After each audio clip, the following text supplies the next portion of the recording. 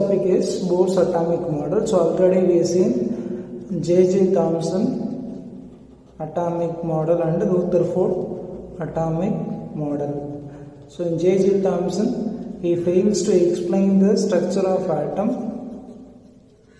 but it was overcome by Rutherford in his cathode ray experiment. He said that atoms consist of negatively charged particles are called as electrons.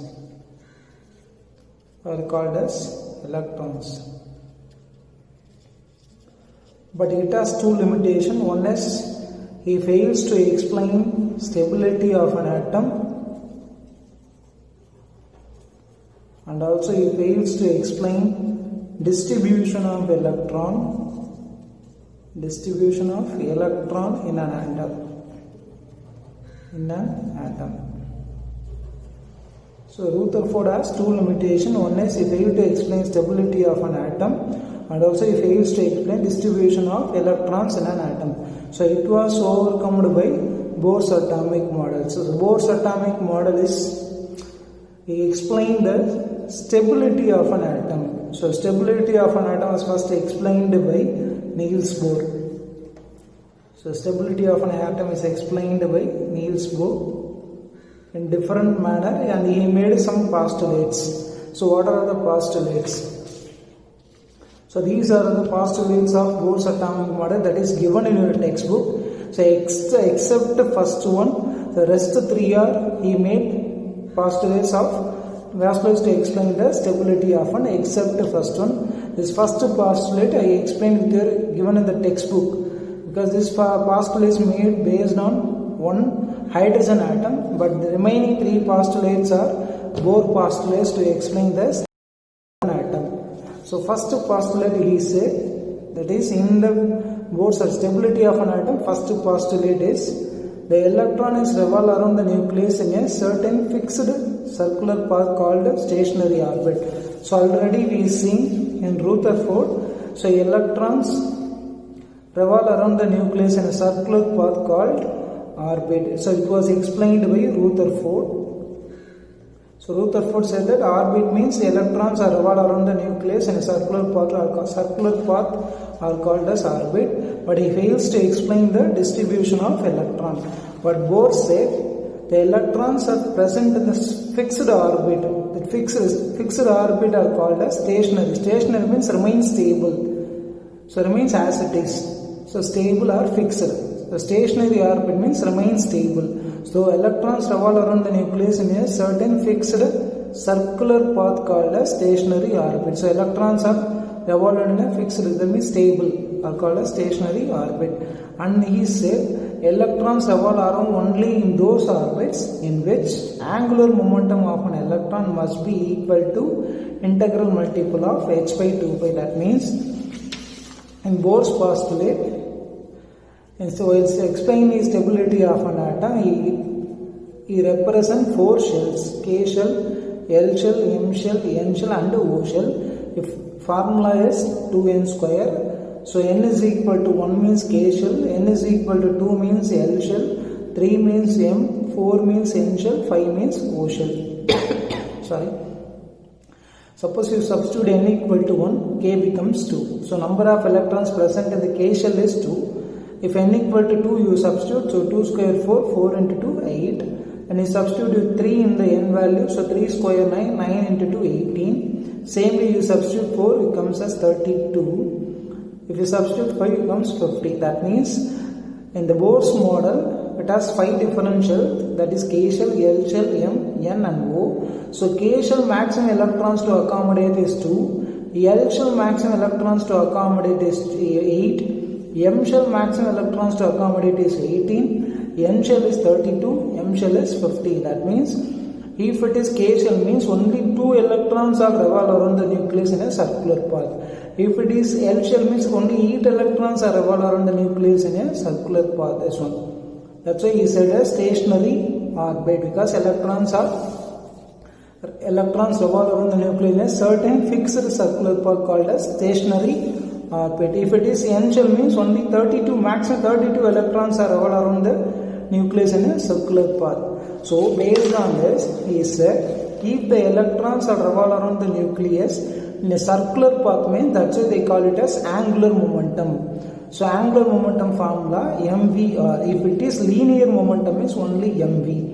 If they mention angular momentum is that then we have to put r. So this angular momentum is equal to integral multiple of nh by 2 pi. Here n represent 1, 2, 3 and etc. H is important.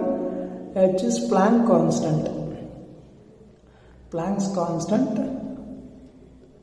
So pi value we know it is 3.14. Next one, it is an important postulate. He said, so electrons revolve in a fixed path are called as fixed circular path called as stationary orbit. So then he represents 5 differential: K shell, L shell, M shell, N shell, O shell. If the nucleus is surrounded by 4 differentials, if the electrons accommodate in K shell and L shell, if the electron jump from lower energy to higher energy, means it absorbs energy. Here they mention electron jumps from higher energy to lower energy, means they emit. So always remember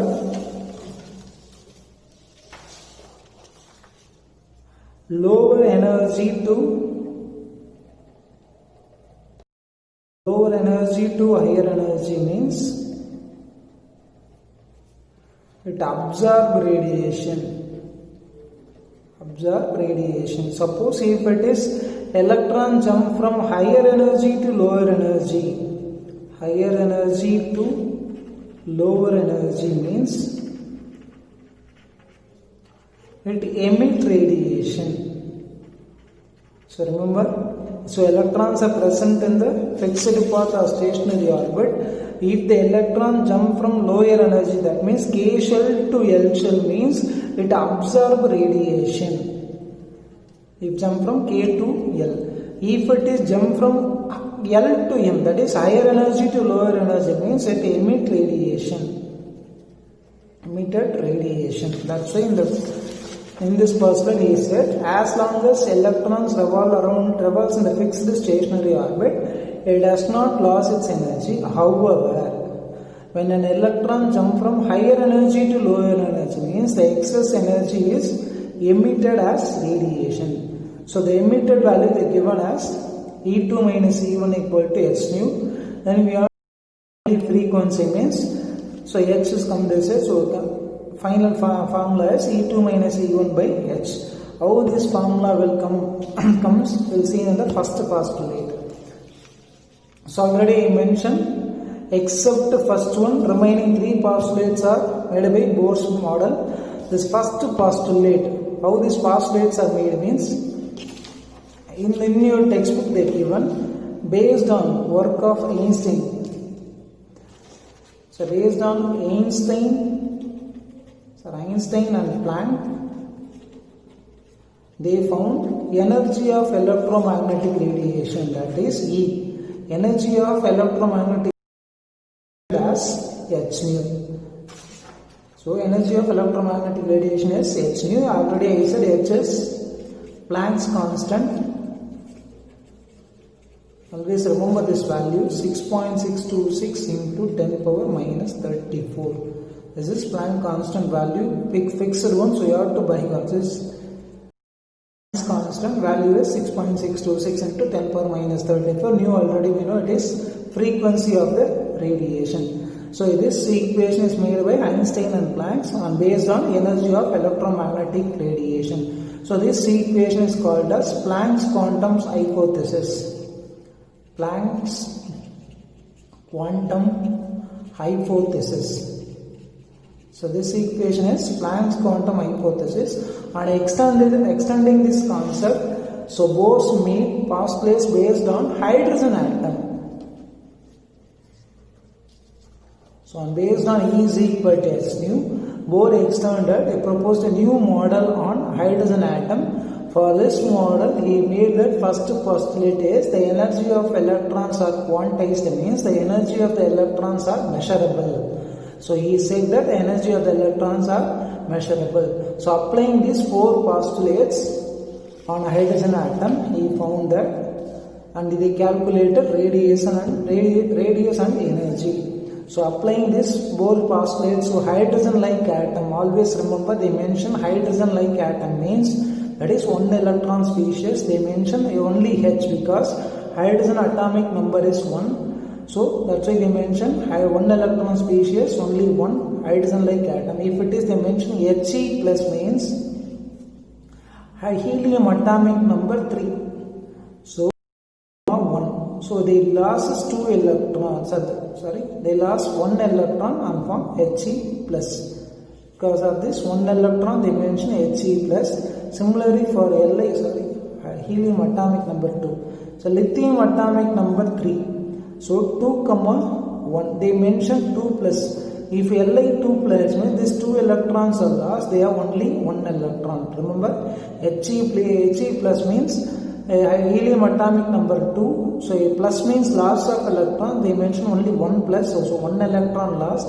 So in this 2, 1 electron lost means balance only we have 1 electron. Similarly for lithium, atomic number is 3. They mention 2 plus means out of 3, 2 electron is lost. So we have only 1 electron. That's why they mention 1 electron species as He plus and Li 2 plus.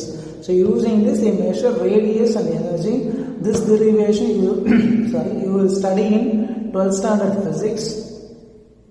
So they observed, calculated the radius as radius of hydrogen atom as 0.529 n square. In case of energy, minus 13.6 z square by n square electron volt.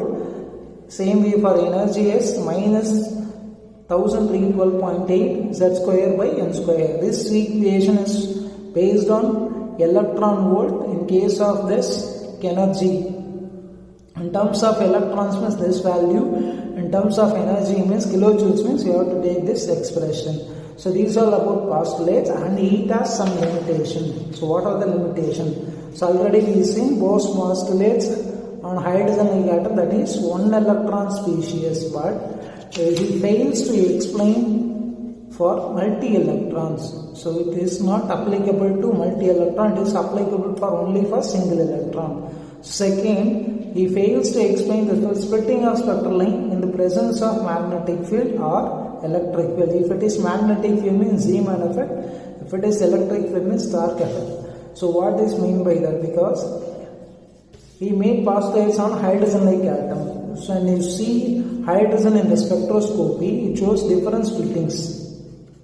Different splittings and shows different colors. This splitting in the presence of magnetic field is not explained.